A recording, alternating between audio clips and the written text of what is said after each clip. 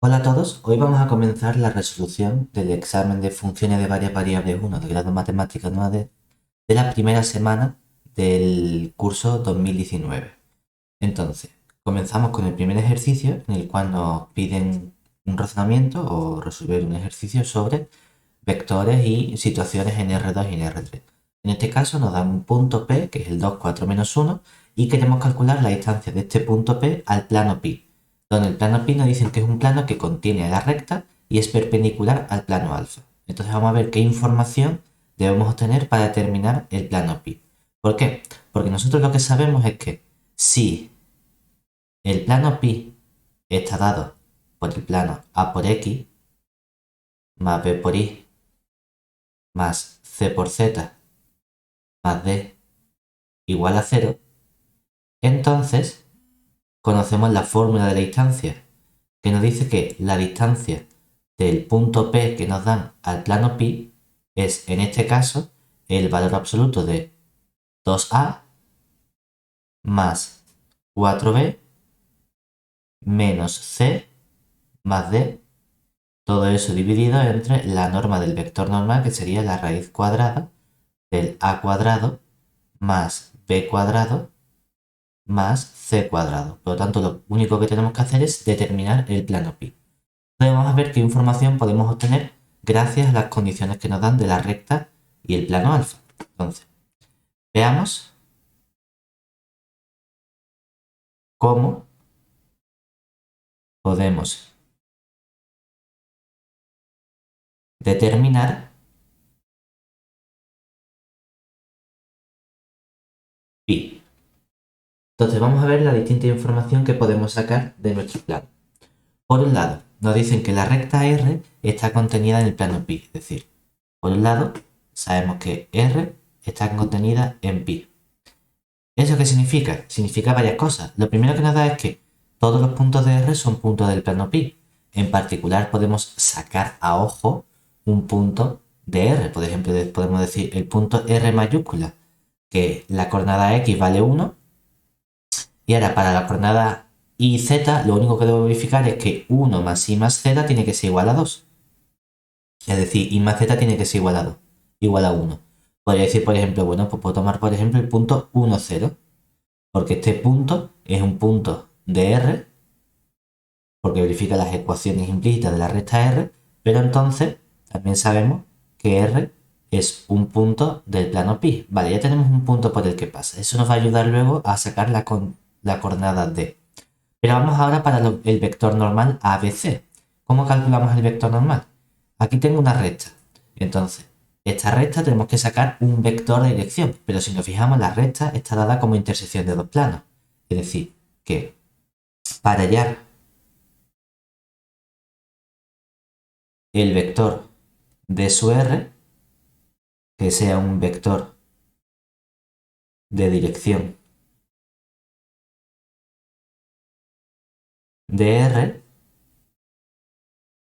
tomamos las siguientes cuentas. Lo que tenemos que pensar es que x igual a 1 es un plano, es decir, es el plano que tiene un vector normal. Un vector normal que sería el vector 1, 0, 0. El 1 que multiplica la x, y como no hay y y no hay z, sería 0 por y, 0 por z. Y eso lo voy a multiplicar vectorialmente por el vector normal del plano x y z, que sería el vector 1, 1, 1. Es decir, que si lo queremos poner con la notación habitual del IJK para hacer las cuentas más fácilmente, ¿qué tenemos aquí? Teníamos el plano, el vector 1, 0, 0, aquí el 1, 1, 1, y decimos, bueno, esto es una especie de determinante, realmente no es un determinante, porque aquí tenemos distintos elementos, aquí números y aquí vectores, pero con la simbología habitual de desarrollar por adjunto, diríamos, bueno, al i, que sería 0 por 1 menos 0 por 1 sería 0. Para el j sería 1 por 1 menos 0 por 1, 1 por 1 es 1, pero a j le cambio el signo, sería menos 1. Y la componente k, 1 por 1 menos 0 por 1, nos quedaría 1. Pues este es el vector de dirección de la recta R. Puedo coger este, puedo coger cualquier vector paralelo suyo. Ahora, por otro lado, ¿qué significa? Significa que el plano pi es perpendicular a el plano alfa.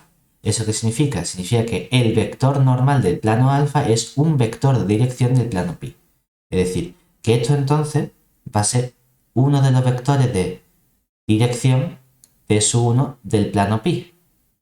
Mientras que por otro lado, condición 2, como alfa es perpendicular al plano pi, tenemos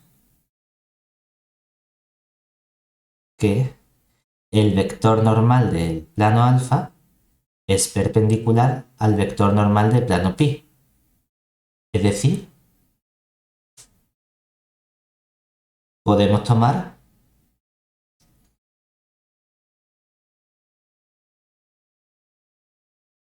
un segundo vector de dirección del plano pi como precisamente el vector normal al plano alfa, que es el vector, en este caso, dado por el 2 menos 1, 5. Vale, ya tenemos estos dos vectores. Como tengo dos vectores de dirección, es decir, geométricamente, lo que hemos dicho, lo que hemos construido, así decir, bueno, pues tengo aquí un vector de dirección del plano pi, tengo aquí otro vector de dirección del plano pi, y ahora calculo su producto vectorial para obtener el vector normal del plano pi. Lo que hemos usado es que para sacar cada uno de estos vectores, por un lado he dicho, bueno, el vector de su 1 es precisamente sacar el vector de dirección de mi recta R, mientras que el otro es el vector normal del plano alfa. Vale, pues ya tenemos que hacer el producto vectorial de estos dos vectores. Entonces, vamos a hacer esa cuenta. Es decir, ya podemos obtener el vector normal del plano pi como el producto vectorial de los vectores de su 1 de pi con el de su 2 de pi, que nos daría entonces el producto vectorial de los vectores. Ponemos aquí el i jk, nos quedaría, el primero era el 0 menos 1, 1, y el segundo era el 2 menos 1, 5. Y entonces hacemos las cuentas. ¿Qué nos queda? Nos quedaría primera componente, menos 1 por 5 menos 5, le resto menos 1 por 1, que sería resto menos 1, es decir, sumo 1, menos 5 más 1, menos 4. Vale. Ahora en el j tenemos 0 por 5 menos 2 por 1 sería menos 2, pero como a la componente j le cambio el signo, nos queda simplemente un 2. Y por último, la componente k, 0 por menos 1 fuera, 2 por menos 1 es menos 2, como lo resto, me quedaría 2. Puedo coger cualquier vector paralelo, como este a lo mejor no me gusta porque es muy grande y empieza en negativo, yo podría decir, bueno, puedo tomar a lo mejor el divido entre 2 y tengo el menos 2, 1, 1. O también podría tomar el 2 menos 1 menos 1. A gusto los colores, nos da exactamente igual. Entonces, de momento, ¿qué sabemos? Pues podemos expresar nuestro plano pi como, si supongamos que cogemos este elemento de aquí, pues diríamos entonces sería el menos 2x más y más z más una cierta componente de todo eso igualado a 0. Nos falta averiguar quién es d, pero claro, entonces nosotros vamos a imponer que el punto R que hemos obtenido antes como el punto 1, 1, 0 es un punto del plano pi. Por lo tanto, verificar las ecuaciones, es decir, menos 2 por 1 más 1 más 0 más d debe igual a ser a 0. De donde aquí deducimos que menos 1 más d es igual a 0, es decir, la d vale 1. Como ya tenemos que la d vale 1, ¿qué hemos obtenido? Hemos obtenido que el plano pi es precisamente el plano menos 2x más y más z más 1 igualado a 0. Ah, pues una vez que ya tengo terminado mi plano pi, puedo obtener la distancia de este plano al punto que nos han dado. Y así simplemente tenemos que aplicar la fórmula. Entonces, finalmente, como hemos dicho que el plano pi es el plano dado por el menos 2x más y más z más 1 igual a 0, obtenemos que la distancia del punto P al plano pi es precisamente 2 veces por el punto 2 por el menos 2 más 4 veces por el 1 menos una vez por el 1 más la d, que sería 1, dividido entre la raíz de el menos 2 al cuadrado más el 1 al cuadrado más el 1 al cuadrado. ¿Qué nos queda esto entonces? Nos queda así.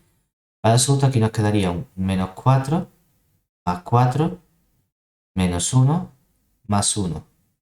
Todo eso dividido entre la raíz de el punto. Aquí nos quedaría raíz de 4 más 1 más 1. Y si nos fijamos, aquí resulta que nos queda menos 4 más 4, 0, menos 1 más 1, 0, o sea que nos queda simplemente 0. ¿Qué significa eso entonces? El hecho de que nos haya salido 0, lo único que nos está diciendo es que casualmente el punto P que nos han dado a nosotros, que es el punto 2, 4 menos 1, nos lo han dado casualmente como un punto del propio plano pi. Podríamos haber dicho, bueno, a lo mejor puedo sustituir este punto en el plano y ver que menos 2 por 2 es 4, más 4, 0, menos 1 más 1 es 0, por lo tanto el punto pertenece sin tener que aplicar esta fórmula. Pues también, lo mismo nos vale. Muy bien, vamos ahora al siguiente ejercicio. Aquí ya empezamos con funciones de varias variables.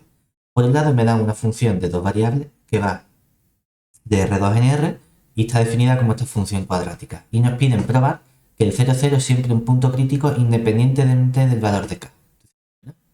Vamos a recordar que era punto crítico. Es decir, recordemos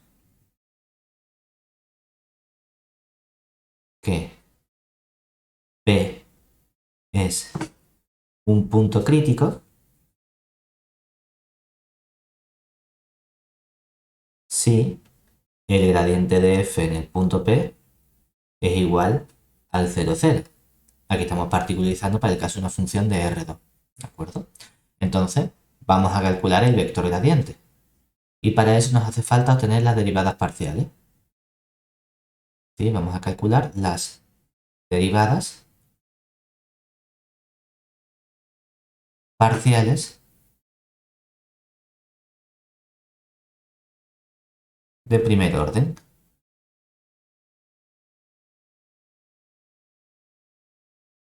¿Qué tenemos entonces? Bueno, pues por un lado, la parcial de f respecto de x en un punto genérico xy. Como esta función es una función cuadrática, derivo el x cuadrado respecto de x, nos queda un 2x. Derivo el kxy respecto de x, nos queda k por y.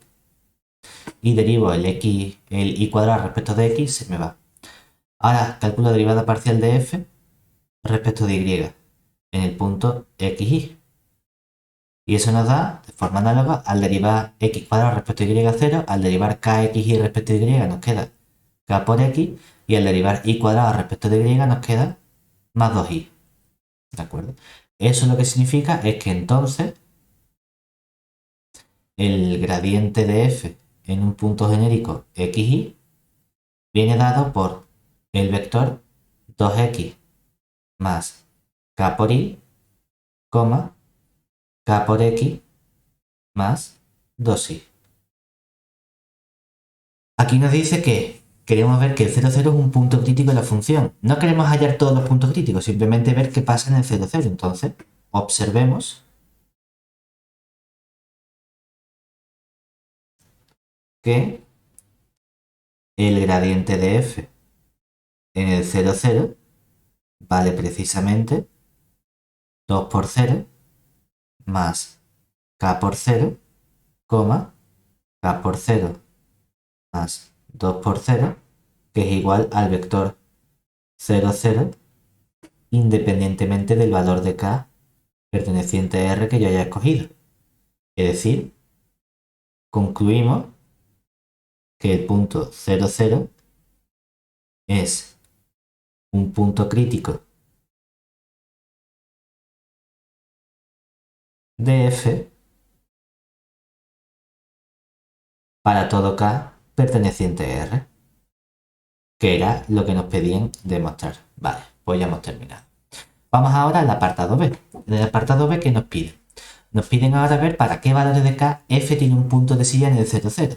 ¿Eso qué significa? Significa que yo ya sé que es un punto crítico, por lo tanto es un candidato a extremo relativo, que puede ser máximo, mínimo o punto de silla. Entonces, el clasificarlo en función del comportamiento tiene que ver con la matriz hessiana. Y para la matriz hessiana necesitamos calcular las derivadas de orden 2. Entonces, en el B, para determinar el carácter del 0, 0, necesitamos evaluar la matriz hessiana.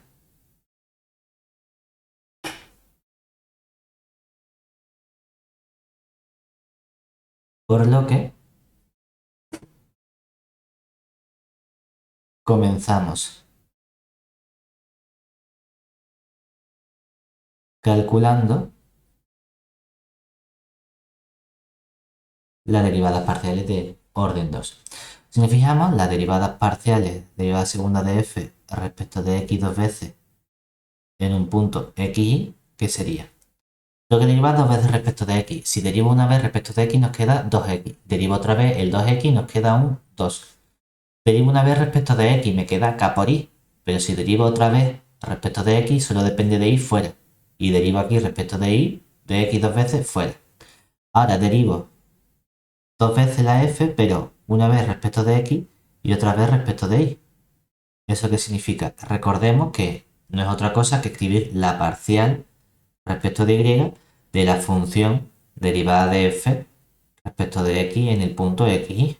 Y que ya habíamos obtenido en el apartado anterior que la derivada parcial de f respecto de x, ¿quién era?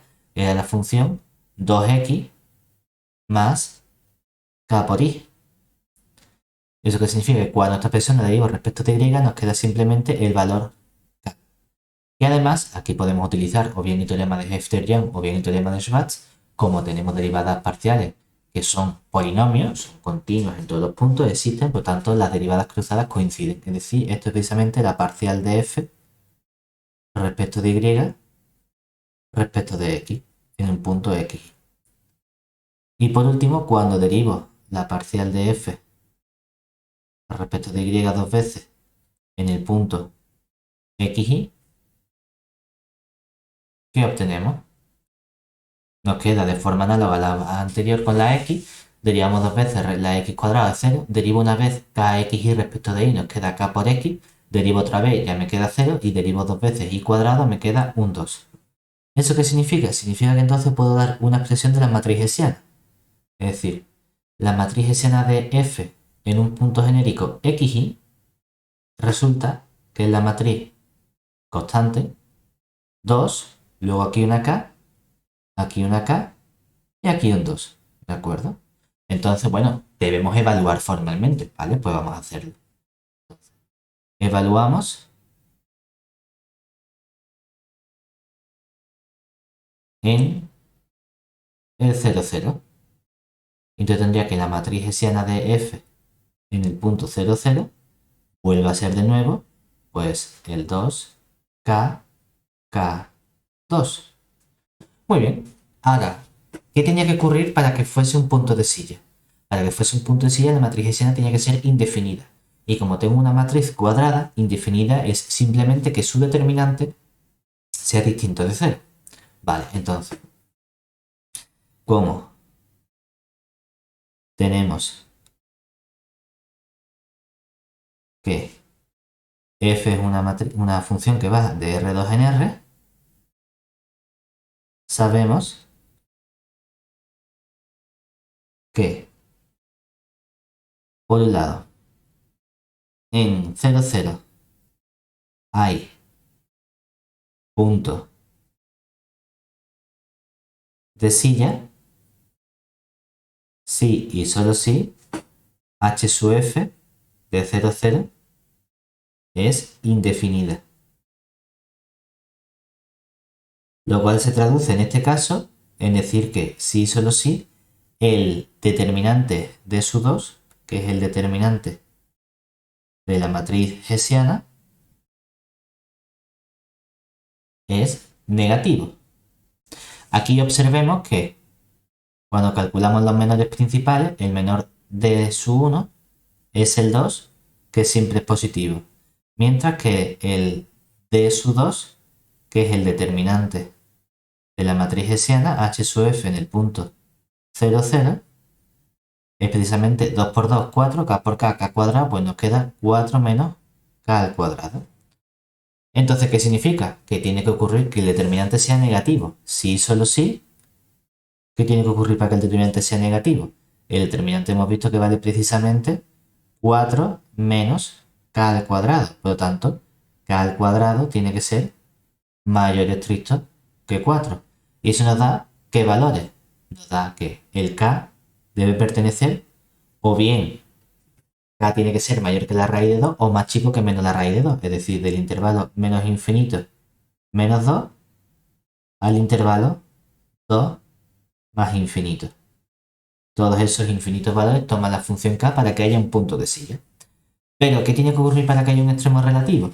Un extremo local, que sea un máximo o un mínimo. Pues decimos, bueno, pues en el 0, 0 hay un máximo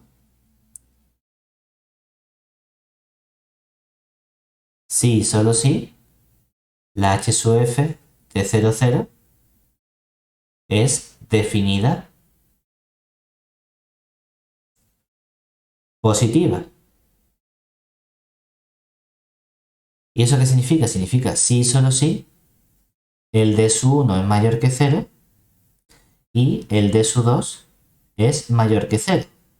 Claro, el d su 1 siempre vale 2, entonces esto siempre se tiene que el d su 1 sea mayor que 0. Pero para que el d su 2 sea mayor que 0, aquí lo que tenemos ahora es que el 4 tiene que ser mayor que k al cuadrado. ¿Y de aquí qué sacamos? Sacamos sí y solo sí, que los valores son para k perteneciente al intervalo abierto menos 2,2. ¿De acuerdo? Por otro lado, decimos, bueno, ¿qué pasa entonces con los mínimos? Pues que en el 0, 0 hay un mínimo si y solo si la función, la matriz hessiana en el 0, 0 es definida negativa. Y eso ocurre si y solo si la d su 1 es menor que 0, pero la d su 2 es mayor que 0. Claro, el problema es que esto no se cumple nunca. Por lo tanto, nunca hay un mínimo, es decir, nunca hay un mínimo en el punto 0, 0. ¿De acuerdo? Sin embargo, hay un caso importante que no hemos estudiado. Aquí hemos visto qué ocurre para todos los valores entre menos infinito y menos 2, 2 y más infinito, y entre menos 2 y 2. Y nos podemos decir, bueno, ¿qué pasa precisamente en los puntos cuando k toma el menos 2 y cuando k toma el 2? Ahí es cierto que este criterio no nos da información, porque claro, entonces el determinante sale 0 y el método no nos dice qué está ocurriendo. Y esos puntos debemos estudiarlos aparte. Es decir, cuando k igual a 2 o k igual a menos 2, el método no nos proporciona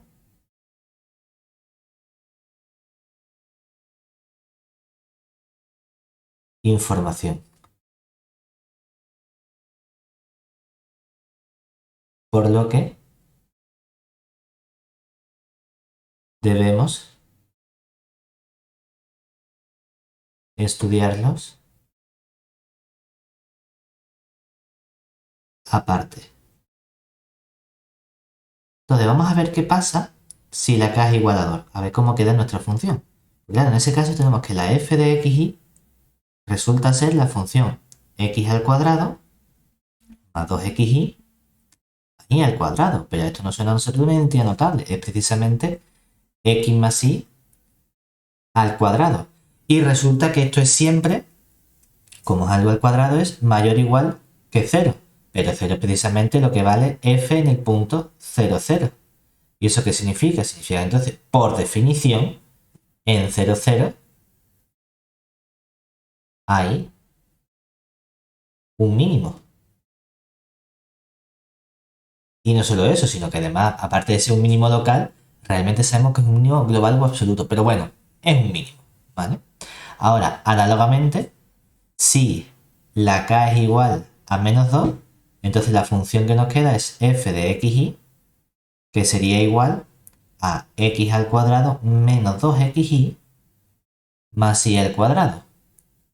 Que en este caso nos queda otra identidad notable que sería x menos y todo eso al cuadrado. Pero sabemos también que algo al cuadrado es siempre mayor o igual que 0.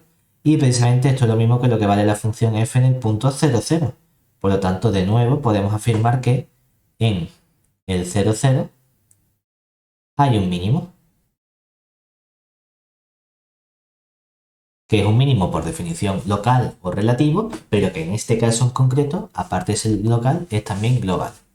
O sea que hemos obtenido que hay máximo, mínimo en puntos de silla en función de si los valores de k están entre menos 2 y 2, son más grandes que 2, más chicos que menos 2, o toman precisamente el valor 2 y menos 2. Y así tenemos establecido precisamente el comportamiento de la función en el punto 0, 0.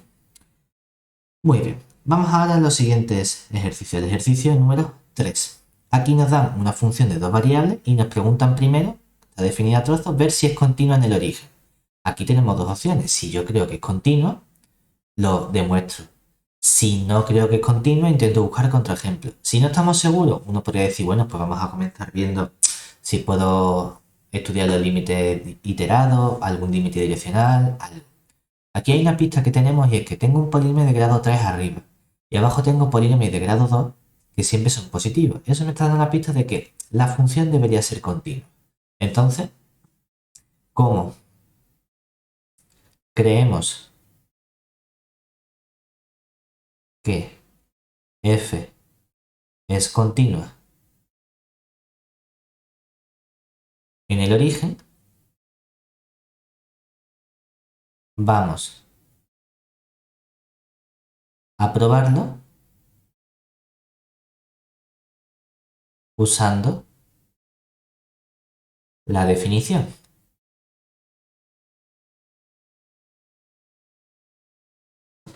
Para ello,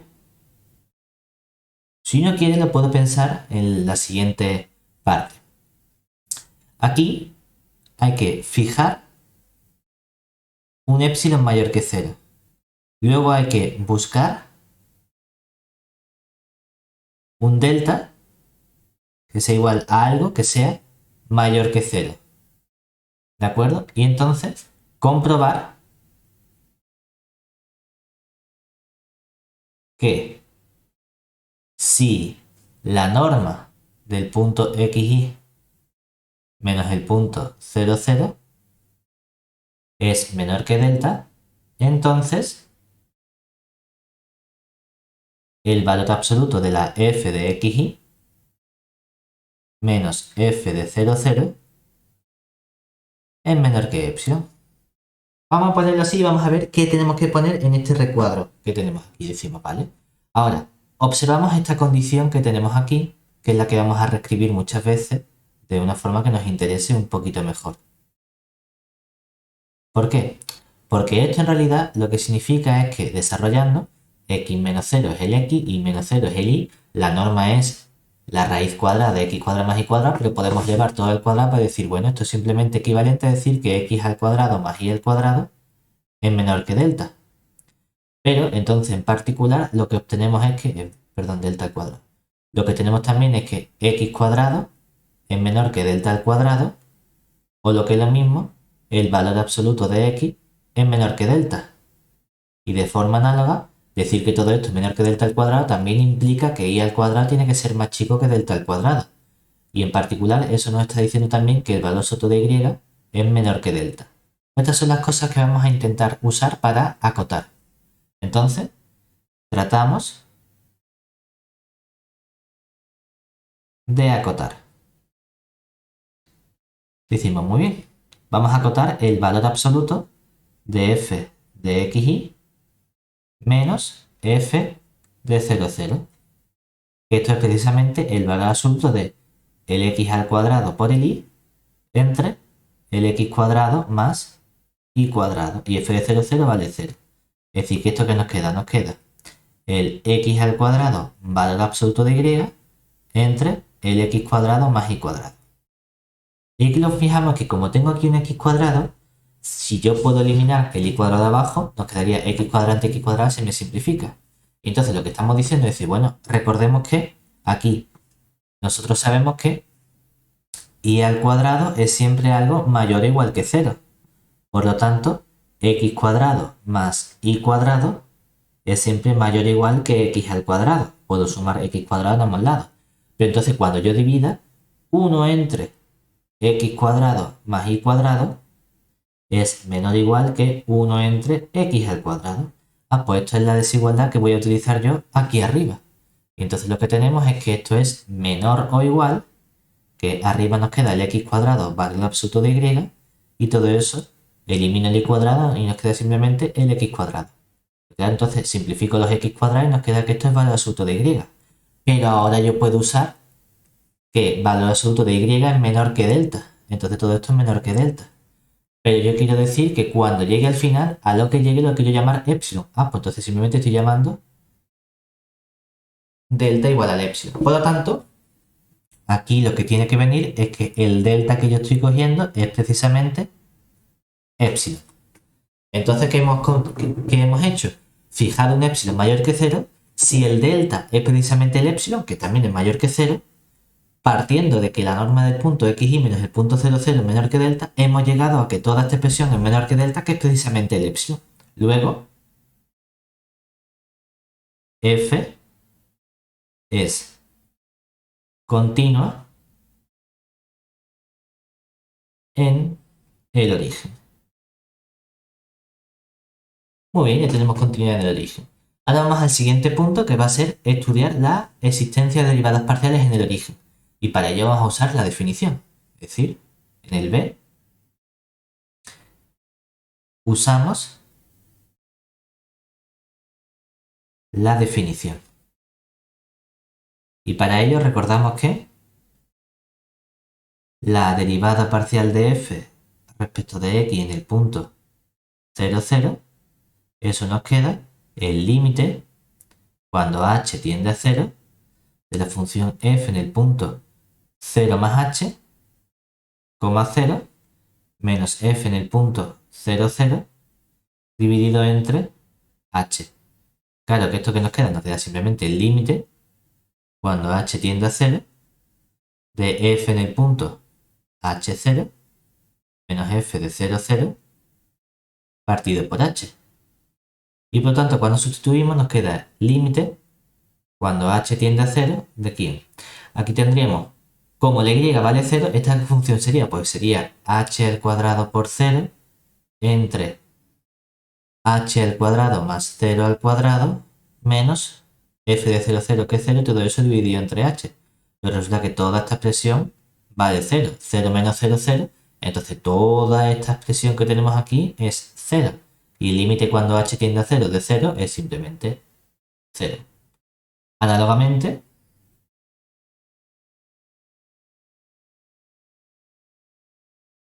¿qué tendríamos? Tendríamos que estudiar la parcial de f respecto de y en el punto 0, 0, que sería ahora ya de forma directa el límite cuando h tiende a 0 de f de 0h menos f de 0, 0 y todo eso dividido entre h. Que nos queda entonces el límite cuando h tiende a 0. Aquí nos quedaría la función 0 al cuadrado por h dividido entre 0 al cuadrado más h al cuadrado menos 0 y todo eso dividido entre 0. Esto vuelve a valer 0, dividido entre h.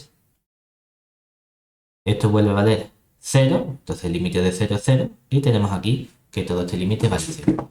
Muy bien, pues entonces hemos encontrado las derivadas parciales de origen y las dos valen 0. Vale.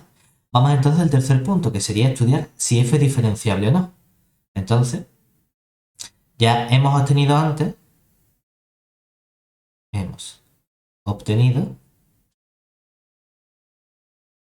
que el gradiente de f en el punto 0, 0 es precisamente el vector formado por la parcial de f respecto de x en el punto 0, 0, la parcial de f respecto de y en el punto 0, 0. Y hemos visto que era el vector 0, 0. Entonces, en el C, para ver si f es diferenciable en el origen, debemos estudiar el siguiente límite.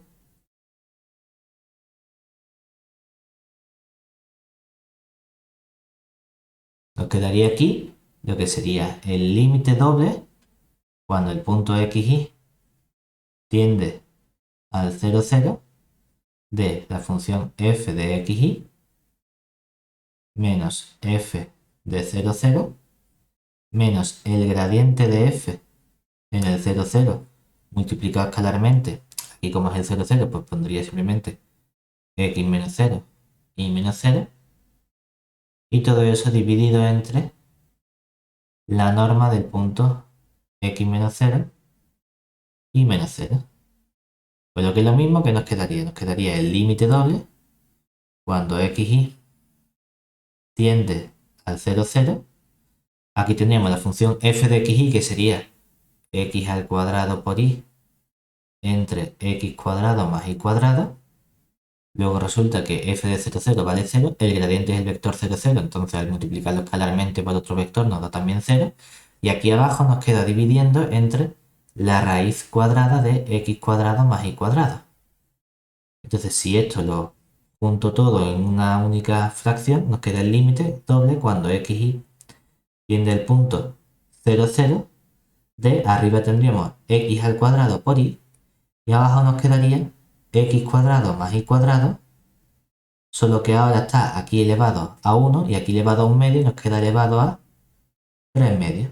Si nos fijamos, lo de arriba se comporta como algo de grado 3, mientras que lo de abajo es como algo de grado 2 elevado a 3 medios, sería 2 por 3 medios, algo de grado 3, es decir, los grados parece que coinciden. Lo que yo necesito es ver que este límite doble valga 0 si quiero que sea diferenciable. Sin embargo, el hecho de que tengamos el mismo grado en ambos polinomios nos está dando una idea de que a lo mejor las cosas van a fallar. Entonces vamos a tratar de buscar una dirección en la que creemos que fallen. Entonces, vamos a elegir la dirección igual a x. Esto es muy sencillo. Si nosotros ya creemos que va a fallar y sabemos dónde falla, podemos utilizar esa dirección directamente. Si no sabemos, pues el truco es comenzamos por límites reiterados, estudiamos rectas, estudiamos parábolas, estudiamos potencias, hasta que si falla alguna lo sabemos, o si no, decimos, bueno, empezamos a estar convencidos de que las cosas funcionan. Pero si uno ve súper claro, sé que falla en la recta igual a 2x elevado a 3, lo que sea, ojo. Que vemos que falla directamente en igual a x, la cogemos. Es decir, vamos a coger el límite, vamos a estudiar el límite doble cuando xy tiende al punto 0, 0 a través de la dirección igual a x de esta función que sería x al cuadrado por y dividido entre x cuadrado más y cuadrado, todo eso elevado a 3 medios. Claro, ¿qué ocurre? En la dirección igual a x, esto nos queda un límite unidimensional cuando x tiende a 0.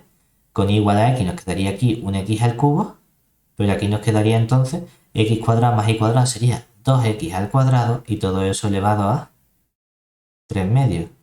O lo que es lo mismo, nos queda el límite cuando x tiende a 0 de x al cubo entre la constante 2 elevado a 3 medios, lo que sea, una constante, por x cuadrado elevado a 3 medios nos queda x elevado a 3. Entonces esto nos queda precisamente la constante 1 partido 2 elevado a 3 medios, que es distinto de 0. Y como distinto de 0 podemos concluir entonces que f no es diferenciable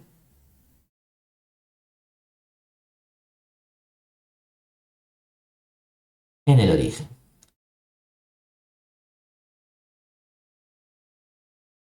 Y con esto tenemos ya este último ejercicio también completo. Vale. Vamos allá al final, que sería el ejercicio número 4. En el ejercicio número 4 nos dan una función, que es esta función que tenemos aquí, y nos piden hallar la fórmula de Taylor de segundo orden para esta función en un entorno del 1, 0. Vale, entonces lo que tenemos que hacer es ir calculando las distintas derivadas parciales. Vamos a calcular las derivadas parciales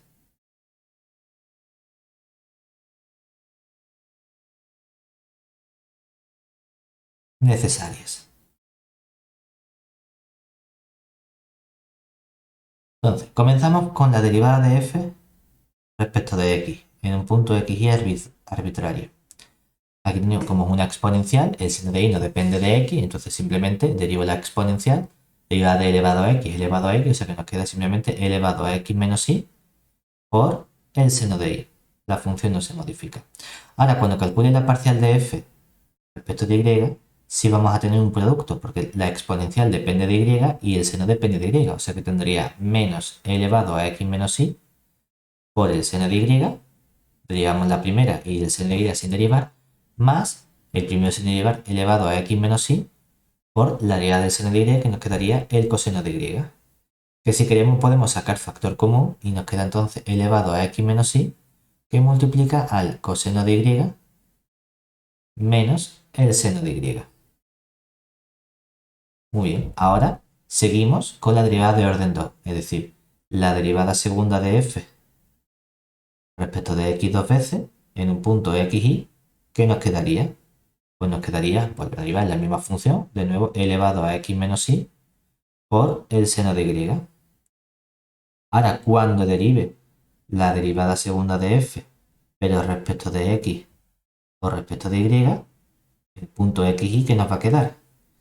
Si primero derivamos respecto de x, ahora tengo que derivar respecto de y esta expresión, que es precisamente la misma que teníamos antes, es decir, sería elevado a x menos y por el coseno de y menos el seno de y. Esto coincide precisamente con la parcial segunda respecto de y respecto de x en el punto x. Y por último vamos con la derivada segunda de f respecto de y dos veces en el punto x. ¿Qué nos quedaría ahora? Tendríamos que derivar esto de nuevo como un producto, sería el menos elevado a x menos y, que multiplica al coseno de y menos el seno de y, más el elevado a x menos y, ya derivo esta expresión, derivada del coseno nos quedaría menos el seno de y aquí nos quedaría menos derivada del seno, pues sería menos el coseno de y. Que cuando saco factor común el elevado a x menos y, ¿qué nos queda? Menos coseno. Menos coseno nos quedaría menos 2 coseno de y. Y menos menos sería más seno, y aquí con el menos seno, 0. Es decir, tenemos esta expresión de aquí. Por lo tanto, ahora lo que podemos hacer es evaluar precisamente en el punto que nos dan, que es el 1, 0. Es decir, aquí decimos, bueno, ¿cuánto vale entonces el gradiente de f en el punto 1, 0? Pues el gradiente de f en el punto 1, 0, como seno de 0, 0, aquí la primera componente nos queda 0, y aquí sería seno de 0, 0, coseno de 0 es 1, elevado a 1 menos 0, que sería es simplemente. Y de forma análoga, ¿cuánto valdría la matriz hessiana de f en el punto 1, 0? Si nos fijamos, Aquí, primera componente, seno de 0 es 0, o sea que esto nos queda aquí un 0. Ahora, segunda componente, ¿qué nos quedaría? Lo mismo que antes, nos quedaría e, es decir, aquí tendríamos e y e. Y aquí en la última, el coseno de 0 vale 1, nos queda menos 2 por elevado a 1 menos 0, que sería menos 2e. Entonces esta sería nuestra matriz hessiana. Con esta expresión de la matriz hessiana ya podemos calcular quién sería el polinomio de Taylor. Es decir, podemos escribir entonces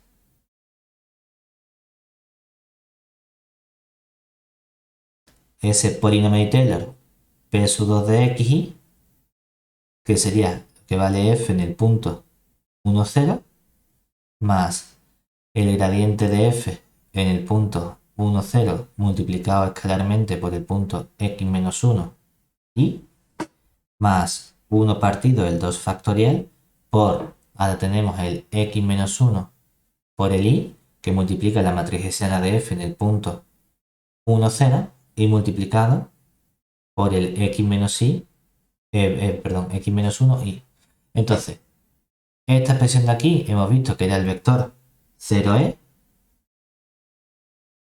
Para calcular f de 1, 0 simplemente tenemos que sustituir que de nuevo seno de 0 es 0, o sea que esto nos queda simplemente 0.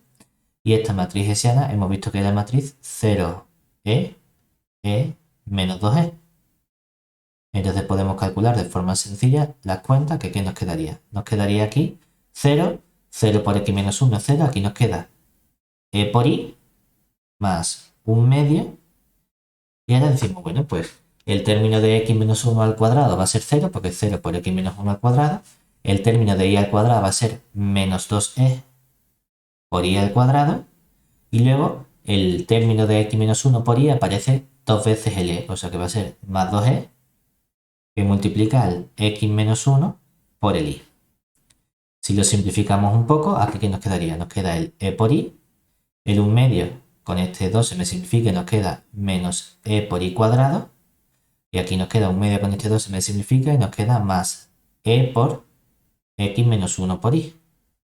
Si nos fijamos, esto de aquí es simplemente x por y menos y.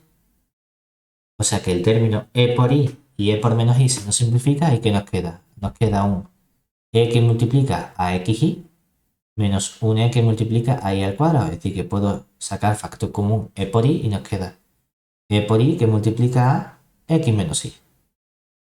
Este es nuestro polinomio de Taylor. Por último, nos piden evaluar en un punto en concreto.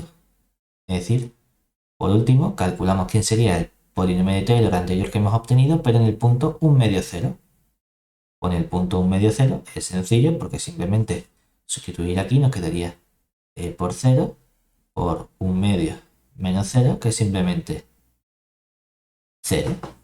Y con esto tenemos finalizado el examen de la primera semana de 2019 de la asignatura Funciones de Variables 1.